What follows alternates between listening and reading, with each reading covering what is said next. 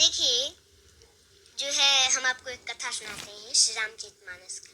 भगवान राम से अगर कोई प्रेम तो सब करते हैं, लेकिन कोई सबसे ज्यादा प्रेम करने वाला है तो वो माता कैकेयी है। लोग तो समझ नहीं पाते हैं, कहते हैं कि वो तो वन में भेज दी थी, वो कैसे प्रेम करती हैं।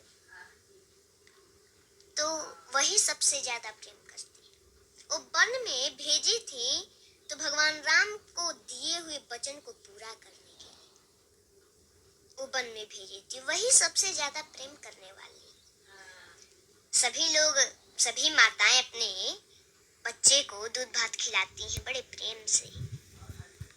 वैसे ही एक बार माता कैकेयी भी भगवान राम को अपने गोद में बैठा करके और दूध भात खिला रही थी। भगवान राम एक गिलास खाए, 2 गिलास खाए, 3 गिलास खाए, चौथे में हाथ पकड़ लिए।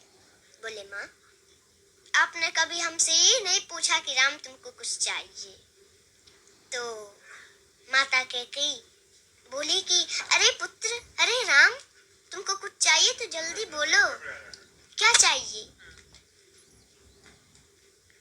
तुमको कुछ चाहिए, जल्दी बोलो। तुम्हें मांगने में देरी हो सकती है, मुझे देने में देरी नहीं हो सकती। भगवान राम बोले, माँ, पहले मेरी कसम खाओ कि जो मैं मांगूंगा वो दोगी। माता कैकेयी बोली, हाँ राम, मैं तेरा कसम खाती हूँ, जो तुम मांगोगे वो हम देंगे तुमको। मांगो, क्या चाहिए? भगवान राम बोले, माँ, लेकिन जो मैं मांगने जा रहा हूँ अगर वो आप दे दोगी तो संसार में कोई भी आपका नाम, अपने बच्ची का नाम नहीं रखेगा। तो कैकेयी माता बोली, मुझे मंजूर है राम, बताओ ना क्या चाहिए। मेरा नाम, अपनी बेटी का नाम कोई न रखे, ये मुझे मंजूर है। मेरा राम प्रसन्न रहे, इससे बढ़कर मेरे लिए और क्या हो सकता है। भगवान राम बोले, माँ, लेकिन जो मैं मांगने जा रहा हूँ अगर आप दे देंगी तो संसार में आपका अपजस होगा। माता कैकेयी बोली, मुझे जस मिले, मेरा राम प्रसन्न न रहे तो वो जस मुझे नहीं चाहिए, मुझे अपजस मंजूर है। भगवान राम के आंखों में आंसू आ गए। बोले, माँ, लेकिन जो मैं मांगने जा रहा हूँ वो आप दे देंगी ना, तो कदाचित आपको वैधव्य जीवन भी देखना पड़ सकता है। माता कैकेयी जब ये सुनी मौन हो गई। आप ही बताइए, कोई भी भारतीय स्त्री हो तो उसको ये बात तो खटकती है। मौन हो गई माता कैकेयी। थोड़ी देर मौन रही, फिर कुछ देर के बाद बोली, राम, मुझे कदाचित वैधव्य जीवन ही क्यों ना देखना पड़े, वो भी मुझे मंजूर है। बताओ तुम्हें क्या चाहिए।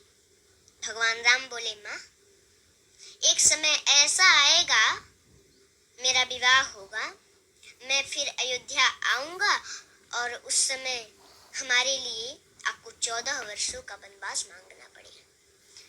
जब कैकेयी माता वनवास सुनी तो तुरंत धड़ाम से गिर पड़ी, जमीन पर बेहोश हो गई। भगवान राम ने जल से छींटा मारे तो कुछ देर के बाद होश आया। उठ के बैठी, थोड़ी देर मौन है, फिर बोली, राम, रो रही है?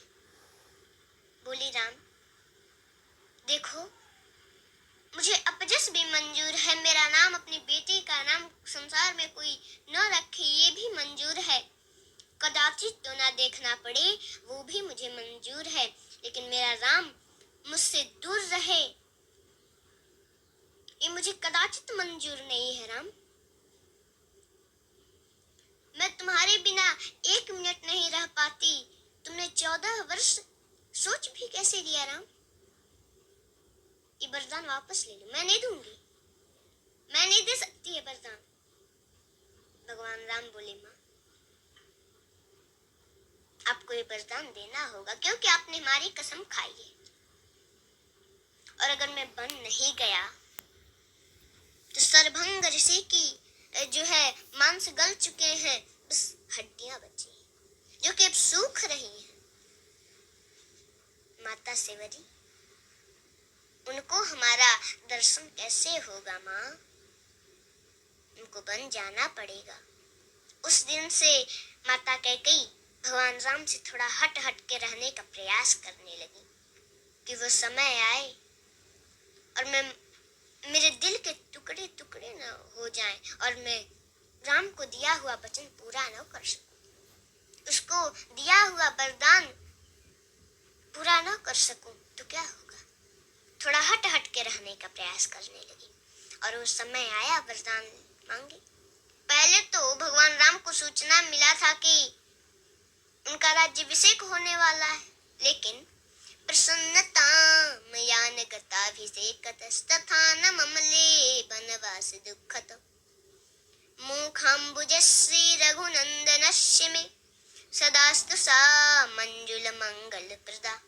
जब भगवान राम को ये सूचना मिली कि उनका राज्याभिषेक होने वाला है तो उनके मुख पर प्रसन्नता नहीं थी, लेकिन पुनः उसके अगले दिन उनको सूचना मिल गई कि 14 वर्षों का वनवास मिल गया, तो उनके मुख पर थोड़ा सा उदासी भी नहीं थी।